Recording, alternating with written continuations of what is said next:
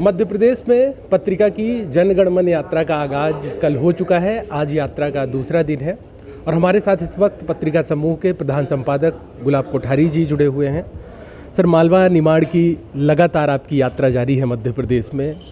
कई जगह कल आपने बातचीत की, जनता की नब्ज टटोली, नेताओं से मिले। क्या कहना चाहेंगे, क्या पहली प्रतिक्रिया है आपकी? यहाँ तो सबसे इंटरेस्टिंग पहलू तो ये है कि यहाँ भाजपा की सरकार है और राजस्थान में कांग्रेस की सरकार है, और दोनों ही सरकारों ने जनता के लिए योजनाओं की भरमार कर रखी है।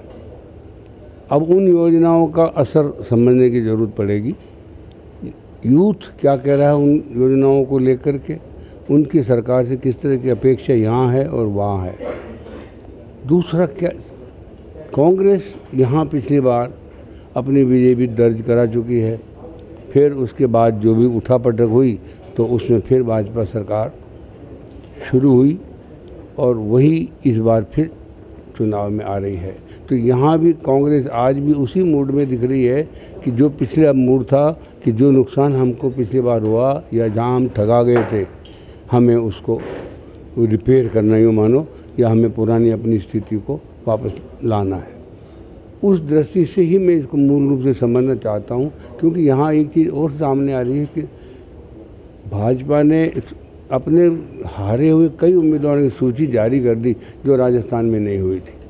अब मैं उन हारे हुए उम्मीदवारों से भी अलग से बात करने में रुचि रखता हूँ कि वो क्यों तो हारे थे, क्यों उनको दोबारा अवसर दिया और उस अवसर का वो किस तरह से लाभ उठा पाएंगे या नहीं उठा पाएंगे। बहुत महत्वपूर्ण पहलू है। कुछ लोगों ने तो कहा साहब हम तो अब वापस जीत के ही आएंगे, हार के हमारे कुछ कारण ऐसे थे जो पार्टी के नहीं थे।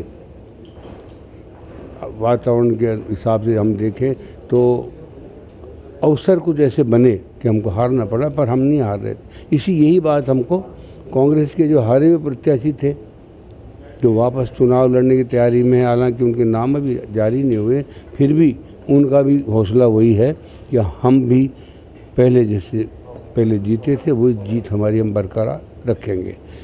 तीसरा फैक्टर जो यहाँ इंटरेस्टिंग हमको दिख रहा है कि जो सिंधिया जी पिछली बार अपने साथियों को लेकर के और बीजेपी में आ गए थे, तो वो जितने साथी थे उनका भविष्य क्या जनता आंक रही है, वो एक बड़ी निर्णायक भूमिका आने वाले सरकार के लिए निभाने वाला है।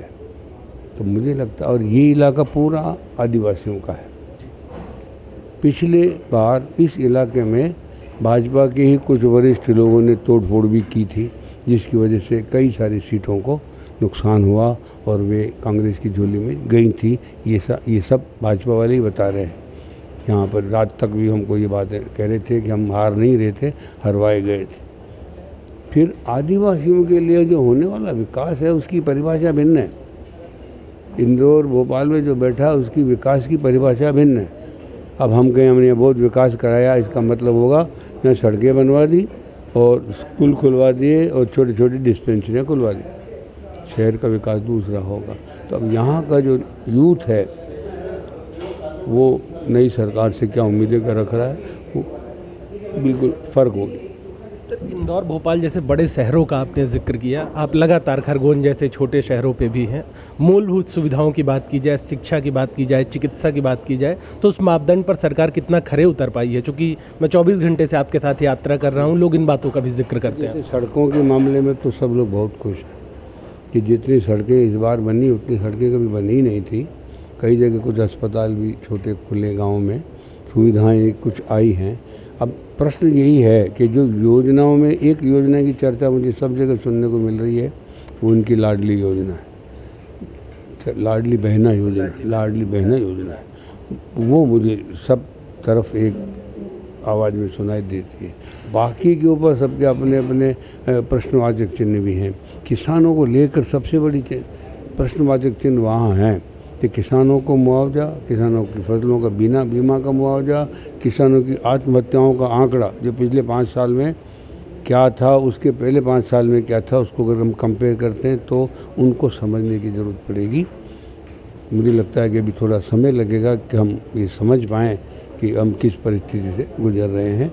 यही हमारा प्रयास है। सर, मेरा अंतिम प्रश्न है, आप हमेशा युवाओं को जोर देते हैं कि पढ़ा लिखा युवा राजनीति में आए, आना चाहिए। तो कल से आप लगातार मध्य प्रदेश के दौरे में है, युवाओं का क्या रुझान है राजनीति के प्रति? अभी युवाओं को मुझे बटा हुआ लग रहा है कि जो आदिवासी बेल्ट है इसमें युवा भी मुझे मूल रूप से लग रहा है कि जाति के साथ जुड़ा हुआ दिखाई पड़ रहा है।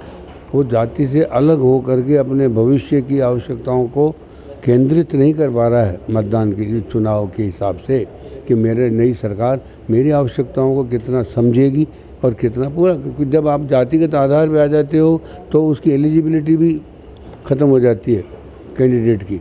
वो जाति का ही होना ज़रूरी है, फिर वो पढ़ा लिखा है या नहीं है उसकी चिंता ही ख़त्म हो जाती है। जब युवा भविष्य को देखेगा तो वो समझेगा मेरा कैंडिडेट समझता भी है कि नहीं, कुछ जमाने के बाद वो मोबाइल को भी समझता है कि नहीं, मेरा अर्थ है, तो वो उस तरह से समझे। वो अभी स्थिति मुझे अभी आती हुई दूर दिखाई दे रही है, अभी नहीं समझ में आ रहा।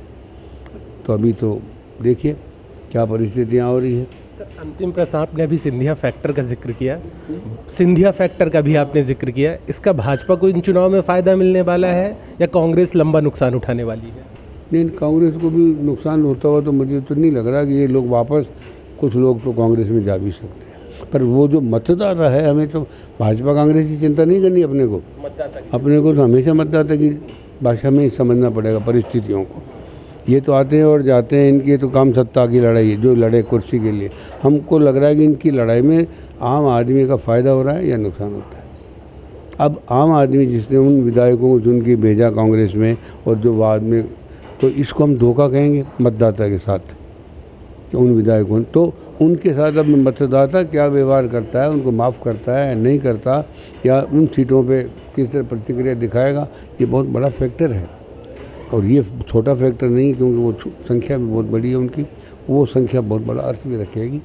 इसे भी बहुत मूल में रखना। हो सकता है खुद सिंधिया जी की स्थिति भी कोई बहुत सामने आ गए और चुनाव लड़ने जैसी नहीं बचे। तो ये थे पत्रिका समूह के प्रधान संपादक गुलाब कोठारी जी, जिनका साफ तौर पे कहना था कि लोकतंत्र के महापर्व में राजनीतिक दल नहीं बल्कि मतदाता महत्वपूर्ण होते हैं। कैमरा पर्सन संजय के साथ मैं रूपेश मिश्रा, खरगोन से, पत्रिका टीवी के लिए।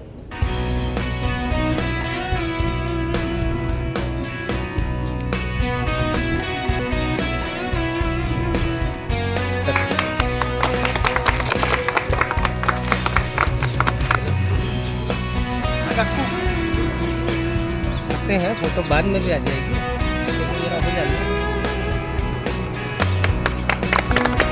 घंटू बाबा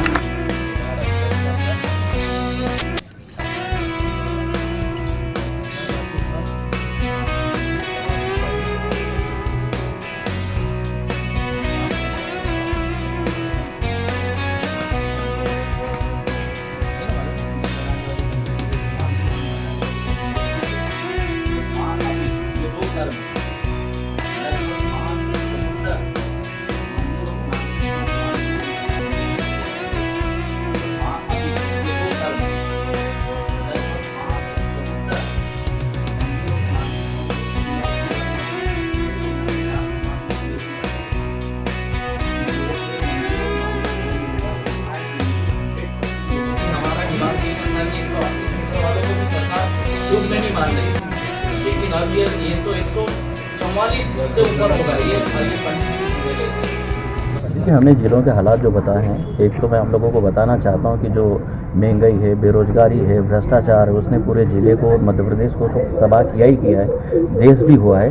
लेकिन अभी जो वर्षा हुई, इससे किसानों की जो फसलें हैं खरीफ की, जो कपास हो, मक्का हो, सोयाबीन हो, तबाह हो गई है। उसके बाद सरकार की चूक के कारण सरदार सरोवर बांध में पानी, ऊपर के 4 गेटों का पानी छोड़ दिया, सरदार सरोवर बांध का पानी छोड़ा नहीं। तो सरकार का जो अनुमान था 138 मीटर तक डूबता, 144 145 मीटर तक पानी भरा गया। और जो मकानों के ऊपर पानी भर के पूरे जलमग्न हो गए, गांव के गांव, और नाव उस पर चलाना पड़ी। तो हमारा है कि सरकार ने 4 बांध, ओंकारेश्वर बांध, पुनासा बांध और उसके बाद बरगी बांध, इन बांधों का पानी छोड़ दिया और सरदार सरोवर का बांध का पानी नहीं छोड़ा। तो नर्मदा किनारे के सारे गांव खेती सब जलमग्न हो गए और बाकी जो वर्षास ने ये खरीफ की फसलें नष्ट कर दी है। बाकी का काम महंगाई है, बेरोजगारी है और जिले में करप्शन भी खूब हो रहा है। सरकार नाम की व्यवस्था कहीं पर भी नहीं है। लगभग हजारों की संख्या में टीचर नहीं है, डॉक्टर नहीं है, पैरामेडिकल स्टाफ नहीं है। तो कहीं भी किसी भी पॉइंट ऑफ व्यू से सरकार खत्म।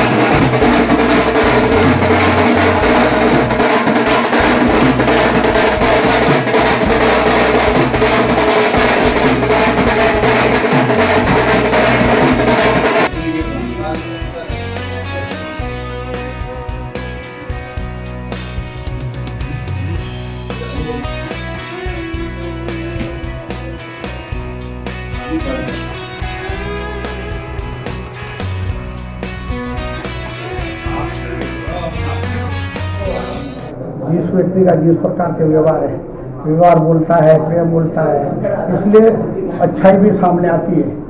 जो यात्रा निकाली गई है वाकई में पूरे मध्य प्रदेश बड़वानी जिले में धूमधाम से 12 बजे रात तक जनता रास्ता देखती रही और यात्रा अच्छी सफल रही है। क्षेत्र के कई मुद्दों को लेकर भी आम जनता जो उनसे मुलाकात करते रहे, बाढ़ को लेकर कई तरह की समस्या आई। देखो बाढ़ बार बार नहीं आती, ये तो भगवान की जो है, पर जो बाढ़ आई है इसके लिए भी मध्य प्रदेश का मुखिया माननीय शिवराज सिंह चौहान साहब ने सभी पूरे सर्वे करवाकर, सर्वे के बाद में सभी सामने जो भी जिसकी मकान गया है, जिसके ढोर वगैरह गया है, फसल गई, उसका मुआवजा हम लोग दिलाया जाएगा। और हमारी जो मंशा है कि इस बार जो टापू में जो लोग टापू में फंस गए, उस टापू से भी निकालकर दूसरी जगह बसाने के लिए भी हम लोग कोशिश करेंगे। जो यात्रा जिस उद्देश्य से कर रहे हैं, हम लोगों की भी मुलाकात हुई और काफ़ी लंबी चर्चा भी हुई। गरीबों के हित में भी चर्चा हुई, किसानों के हित में भी चर्चा हुई और जो समस्या है यहाँ क्षेत्र की, उस संबंध में भी हमने बाबूजी को बताया, उन्होंने गंभीरता से लिया। क्योंकि पत्रकारिता ये चौथा स्तंभ है लोकतंत्र का और हमें पूरा विश्वास है, काफ़ी सुलझे हुए हैं बाबूजी, और हमें पूरा विश्वास है कि हमारी यहाँ के लोकल समस्याओं को वो अपनी पत्रकारिता के माध्यम से, पत्रिका के माध्यम से वो उठाएंगे और उसका हल करेंगे।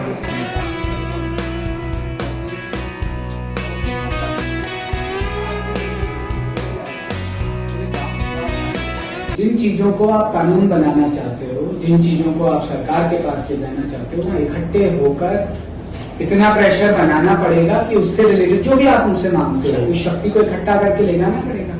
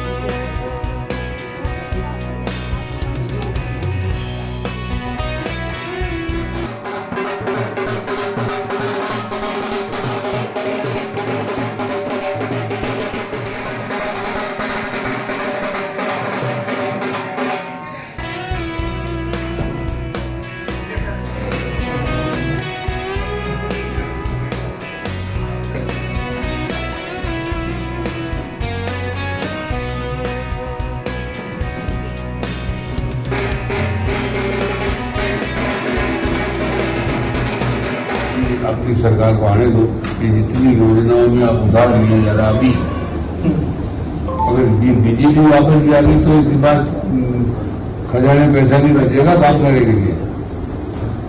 इनको परमानेंट में कौन चुकाएगा? हम टैक्स बढ़ाते जाएंगे, खाते जाएंगे, इसको कोई दर्द नहीं है, जुड़ाव ही खत्म हो गया।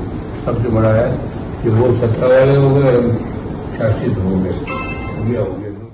ये लक्ष्य हर बात का होना चाहिए, धीरे रहना चाहिए, बाकी उस दौर के त्योहार आ रहा, एक टारगेट कहने के अखबार जो प्रत्येक अखबार की बात कर रहे हैं।